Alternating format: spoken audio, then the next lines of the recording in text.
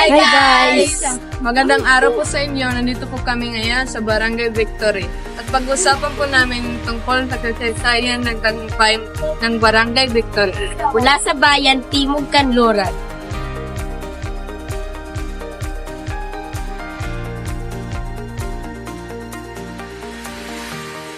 Bago po magsimula ang World War II, ay ang mga hayop tumitingin lamang sa mga damuhan, katulad ng kalabaw, baka, kalapati, baboy at iba pang mga hayop. Iba't iba naman ng mga prutas gaya ng murablos, papaya, rambutan, lansones, bayabas at iba pang mga prutas.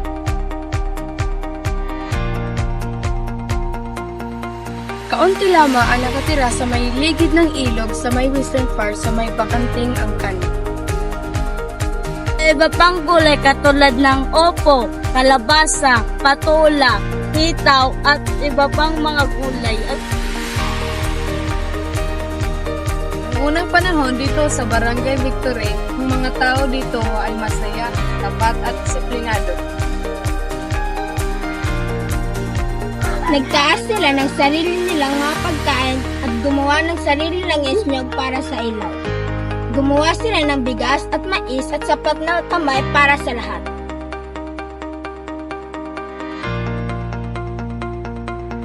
Basta pamumuhay sa lugar ng Victory, ito ay mas mabuti kaysa sa ibang mga baryo na magagandang babae na maganda ang pananamit at bili ng wastong asal. Panahon ng pananakop ng mga Hapones, ang mga pamilya ng mga kumbis ay lumikas sa lugar na ito na natatakot na pumatay ng malupit na mga sundalong Hapones na pumatay ng mga sibilyan. Kapag hindi nila nakuha ang kanilang gusto, ang mga pamilya ito ay ninirahan kasama ang mga bakal clans.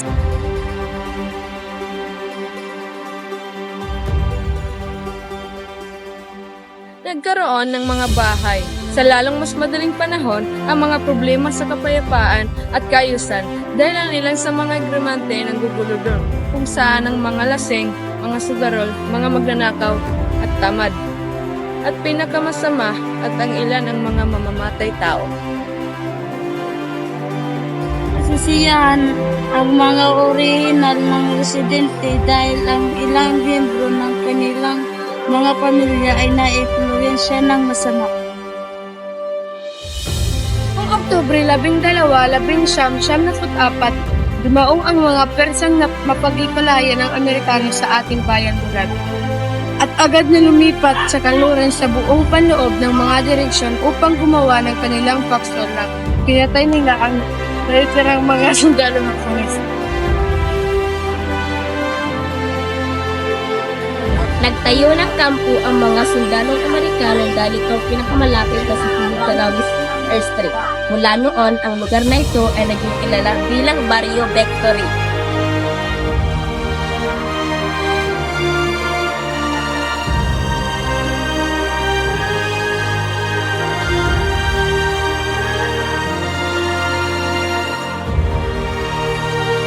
At dito po nagtatapos ang kasaysayan ng tagumpay ng Barangay Victory. At sana po may natutunan po kayo sa aming video. Salamat!